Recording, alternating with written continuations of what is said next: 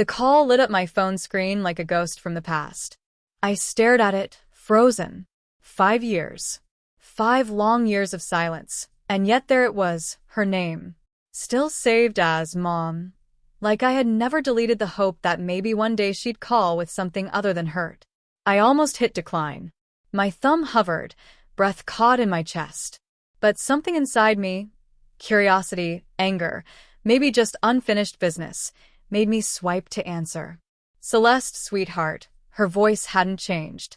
That same honey-coated tone she used when she wanted something. The same voice that once told me I was her pride and joy, before tearing my world apart. I said nothing, gripping my coffee mug so tight I thought it might crack. It's been a while, she continued, as if it had been a week instead of half a decade. I've been thinking about you. I let out a laugh. Sharp. Dry. Funny. You didn't think about me when you gave everything to Adrien.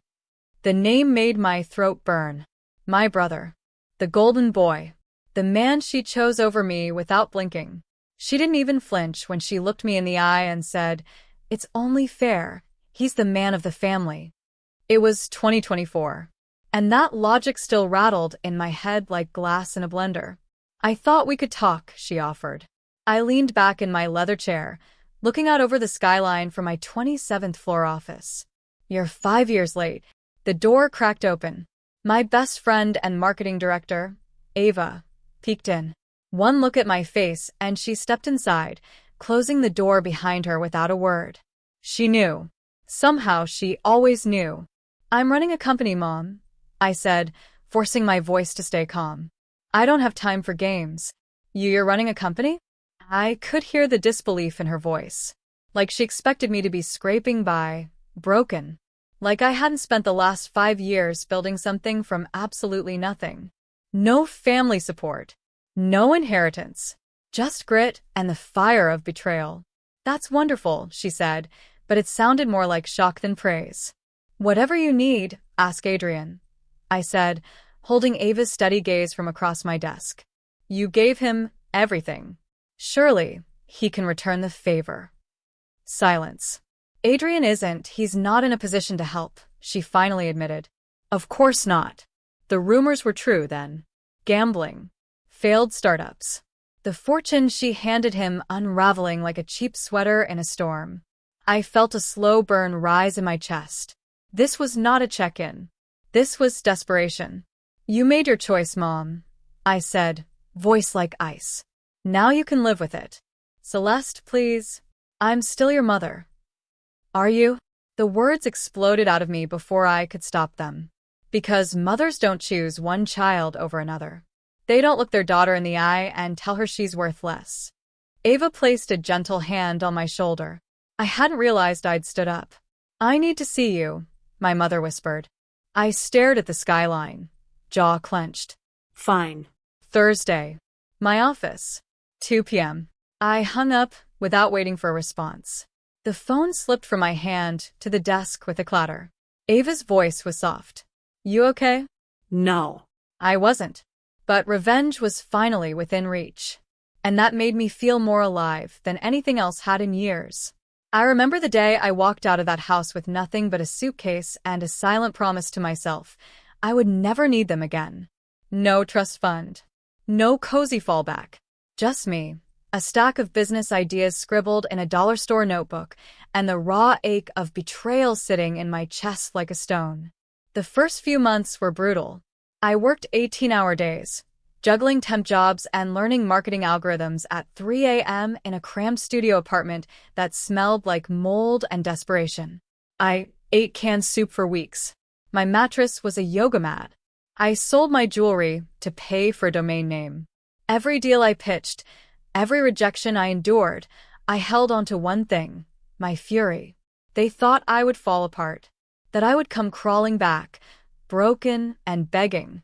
But I turned my spite into structure, my pain into product lines. Within a year, I had my first client. Within 3, I had a team. 5 years later, I stood on stage under glittering chandeliers as the host read out the winner of the National Business Innovation Award. And the award goes to Celeste Monroe. The applause was deafening as I stood up in my black silk dress, my heels clicking confidently across the stage. Cameras flashed. Investors clapped. Even my competitors nodded. The glass trophy was heavier than I imagined. I leaned into the microphone. When I started this company, I had nothing but a pile of rejections and a lot of anger. I built this with grit, not gifts. I held up the award. This is for anyone who was ever told they couldn't. I caught a familiar face in the crowd, Clint. He smiled that same smile he always had. The man who had been trying to break through my walls for months now. A real estate developer, charming in a steady, unshakable kind of way. He wasn't flashy. He wasn't loud. But he never gave up on me. After the ceremony, he cornered me at the open bar with 2 glasses of champagne. So, are you finally going to let me take you to dinner? Or do I need to buy a billboard? I laughed, not ready to say yes, but not saying no either. Because for the first time in years, I had something more than vengeance. I had choices. By Tuesday morning, my office was a war room. Rosalind sat across from me, sleeves rolled up, flipping through bank statements, foreclosure notices, and news clippings that traced Adrien's slow, spectacular downfall. Gambling debts. A failed crypto startup. The yacht he leased for a month and never paid for. She dropped the final file onto the stack with a sigh. He really torched everything your father built, she said. I nodded, eyes fixed on the folder. And Mom let him. I hadn't slept the night before. Instead, I paced the floor of my penthouse, each step dragging me deeper into memories I tried not to revisit. My father had never been perfect, but he was fair. When we were kids, if Adrien got a toy, I got one too. If I wanted to help him in the garage, he let me. He never said, "You're a girl. You won't understand." He just handed me a wrench and let me figure it out. But after he died, something inside my mother shifted. Or maybe it had always been there, hidden. Suddenly Adrien was the man of the family. I was just the daughter. Invisible. Disposable. I keep thinking, I whispered, tracing the edge of the folder with my fingertip. If Dad had lived even one more year, maybe everything would have been different. Rosalind leaned forward. You've already done what they said you never could. You didn't just survive, Celeste, you built an empire. You did that. I smiled weakly. Out of spite and black coffee. Still counts. We laughed, but the sound fell flat in the quiet office. The meeting on Thursday wasn't just business. It wasn't just revenge.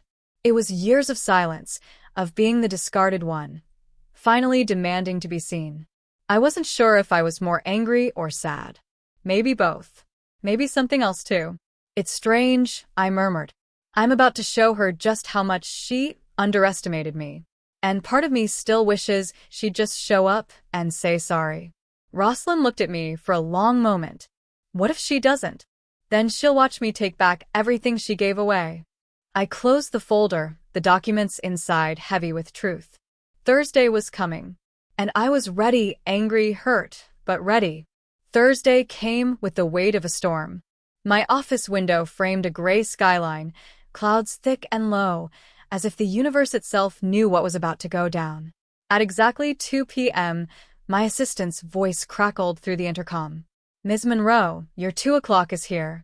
I stood slowly, smoothing down my blazer. Send her in. The door opened, and there she was. Celeste Ainsley Monroe, my mother.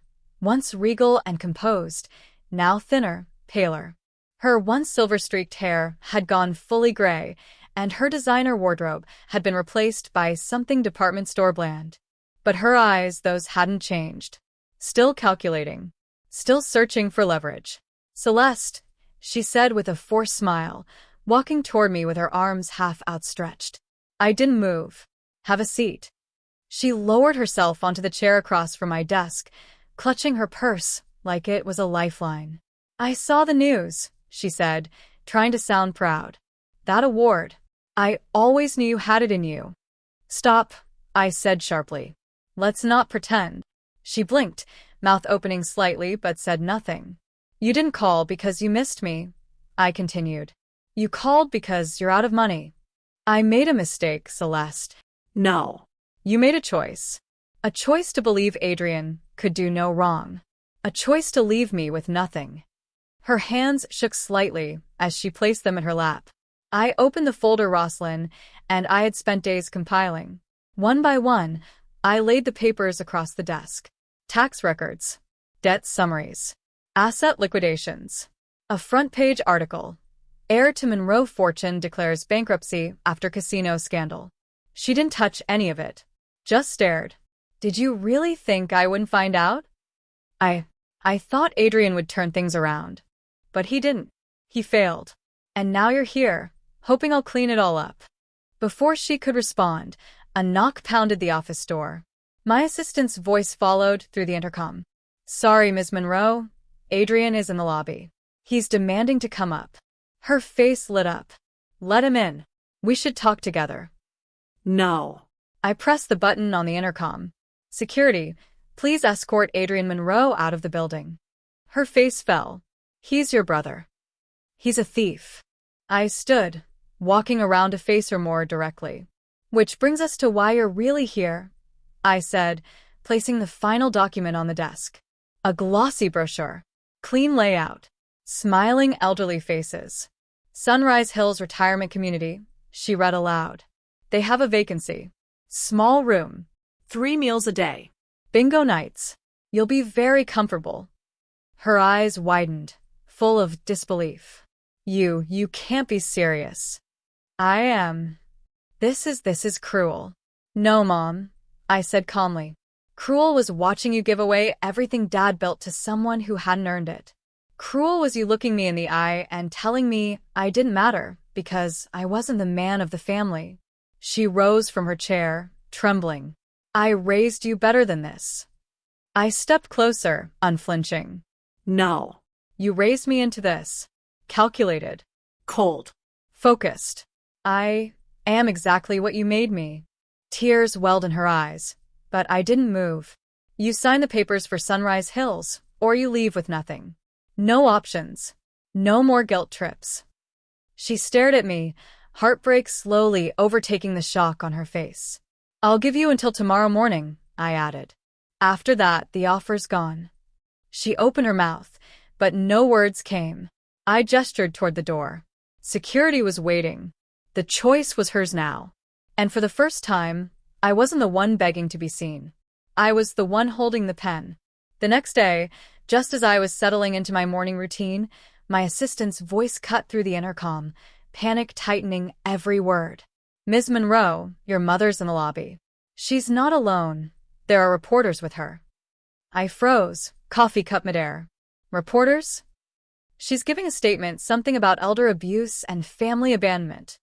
My heart dropped, then surged with fury. She wouldn't know.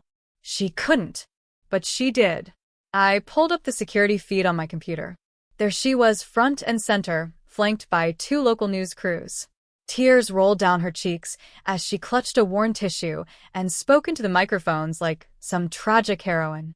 My daughter, the same one who built her business with my support, is now forcing me into a facility against my will like I'm disposable. I could practically hear the collective gasp. Fury burned through my veins as I stood. Ava was already at my office door, phone in hand. PR is on their way, she said. But this could go viral fast. No, I said, already marching toward the elevator. This ends now. The elevator doors opened to a flash of cameras. My heels clicked across the marble floor with sharp precision. Every eye turned to me as I approached. Calm. Collected. Deadly. There she is, my mother said, her voice cracking. My daughter. The one who would rather throw her own mother away than. I raised a hand, and the lobby fell silent. Let's talk about what really happened. She blinked. Celeste, don't. You want to do this publicly? Fine. 5 years ago, this woman disinherited me. Gave everything, to my brother Adrien. Because he was the man of the family. Her words, not mine. I turned to the cameras, speaking clearly. She watched him destroy our father's legacy, his businesses, his properties, even the estate. All while I was building something from scratch. Alone. The reporters glanced at each other, suddenly uncertain. One already had his phone out, likely fact-checking. She gave him millions, I continued, and left me with nothing. Now that he's bankrupt, she wants me to clean it all up. And when I refused, she staged this, a media stunt to manipulate me into guilt. My mother tried to interrupt, but it was too late. Her script had unraveled. "You're welcome to visit the retirement community anytime," I added coolly. "They offer great care. More than she ever gave me." A few camera crews began to lower their equipment. One reporter turned off his mic completely. "I only wanted to be heard," my mother whispered. "You were," I said, stepping closer. "And now they know the truth." I turned to security. "Escort her out." She didn't resist. Just looked at me one last time, her pride shattered. As the cameras faded and the lobby returned to normal, I stood a little taller. She came to humiliate me, but I walked away stronger, unshaken and still holding all the power. The bar was dim, quiet and nearly empty, just the way I liked it. A low jazz track hummed from the ceiling speakers while Rosalind stirred her gin and tonic beside me. Clint sat on my other side, his hand wrapped around a glass of scotch, his presence steady and warm. "I still can't believe she brought reporters," Rosalind muttered. "That woman's got more nerve than sense." I took a slow sip of my whiskey, letting the burn settle in my chest. She always knew how to play the victim. Clint glanced at me. "You sure you're okay?" I nodded, then shook my head. "I don't know. It's like part of me wanted her to show up and just apologize. But she didn't. She turned it into a performance." The bartender dropped off another round without being asked. Clint raised his glass in my direction. "To surviving families." I clinked mine against his, forcing a smile. "Barely." We were halfway through our drinks when the bar door burst open. The wind carried in the familiar smell of cologne and cheap whiskey. "Celeste," a voice slurred from behind us. Rosalind groaned. "Oh, God." I turned around. There he was. Adrien Monroe. Suit wrinkled. Hair a mess. Eyes red. In one hand, a phone. In the other, a bottle. "You shouldn't be here," I said calmly. He staggered toward our table. Just listen. Please." Clint stood up beside me, tense. She said leave. "No, wait," I said softly. "Let's hear what he has to say." Adrien pulled up a video on his phone, holding it out for me to see. I didn't want to watch, but I did. It was Christmas morning, 15 years ago. Dad was behind the camera, laughing. Adrien and I were opening gifts on the floor. I had braces. He was still taller than me even then. We were happy. We were whole. "I found this today," Adrien said, his voice cracking. "We used to be something. Before all this." "You destroyed that," I said, handing the phone back. "I know," he whispered. "But you're not fixing it, Celeste. You're just flipping the script." "What does that mean?" He leaned in, eyes wild and glassy. "You think you're nothing like her. But this revenge tour? This cold power trip? That's exactly what she'd do." The words landed like a slap. Rosalind went still. Clint stepped between us again. "Time to go, Adrien." "I'm just saying," Adrien said, raising his hands, backing away. "Maybe you didn't fall far from the tree." He stumbled out of the bar, leaving behind silence. I stood frozen, my drink untouched. "He's wrong," Clint said gently. "You're not like her." I didn't answer, because in that moment I wasn't sure. It was late. The city lights outside my office window glowed against the glass, and my inbox was a battlefield. I had no energy left to fight. That was when Clint showed up again with takeout bags and that look he always wore when I forgot to take care of myself. "I brought dinner," he said, nudging the door open with his shoulder. "Thai food. Heavy on the spice." I blinked, surprised but grateful. "How did you even get past security?" "Rosalind. She's rooting for me." He cleared a space on my desk, setting out containers like we were at a picnic instead of in the middle of my emotional demolition zone. We had just started eating when the door burst open.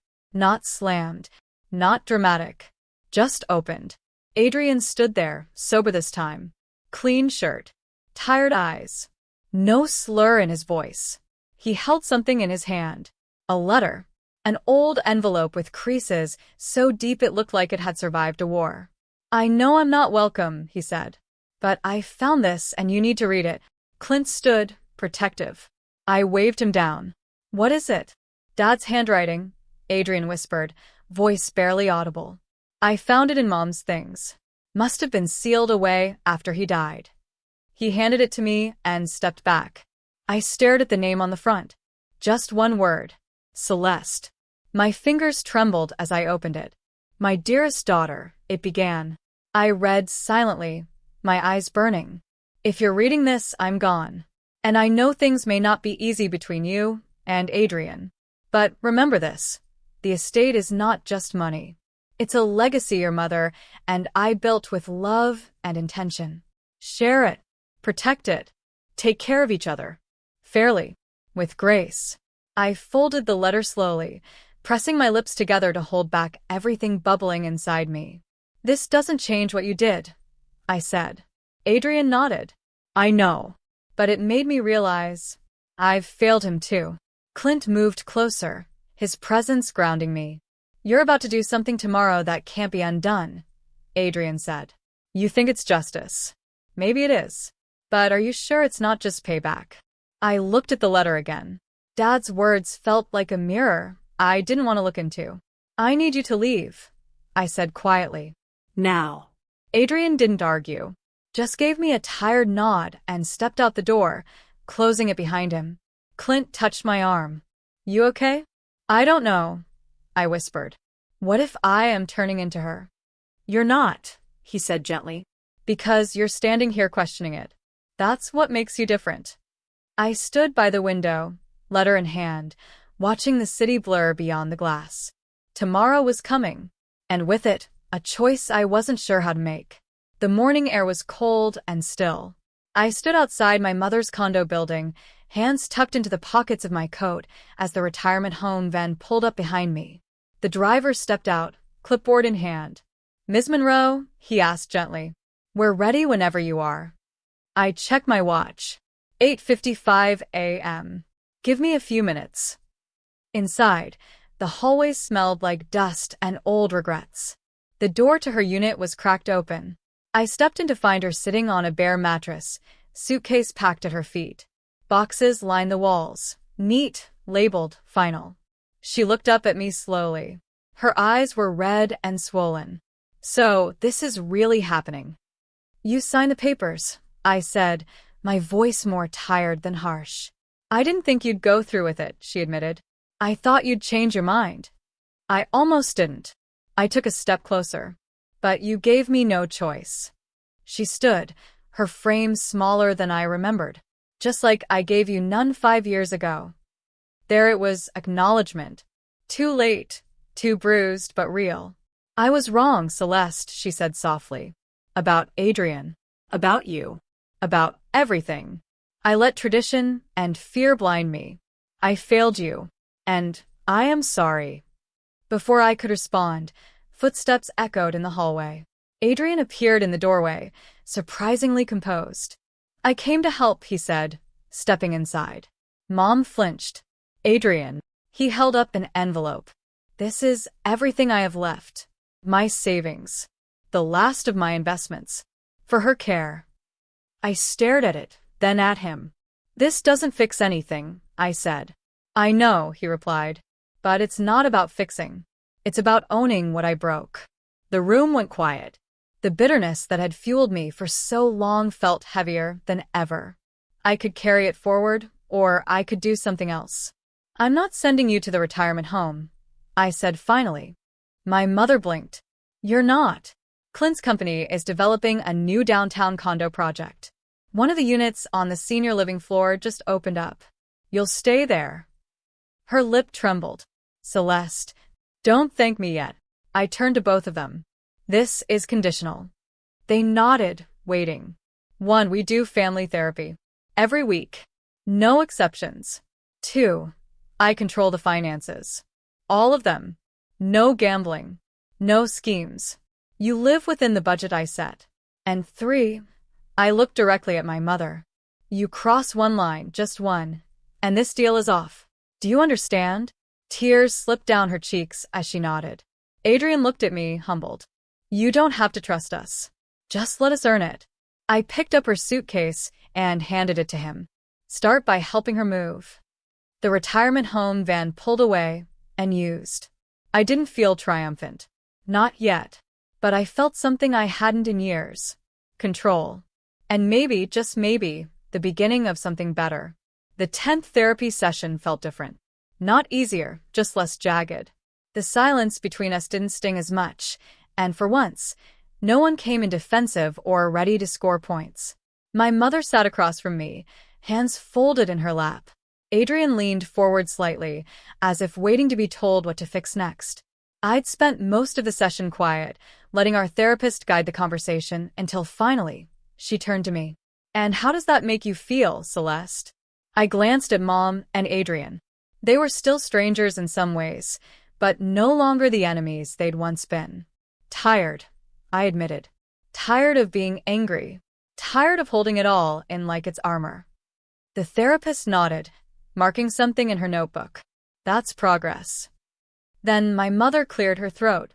I have something, she said softly. She reached into her purse and pulled out an envelope, sliding it across the coffee table toward me. It's the deed to the estate. I hesitated. I thought Adrien lost it in the bankruptcy. I bought it back, she said. With the money you gave me.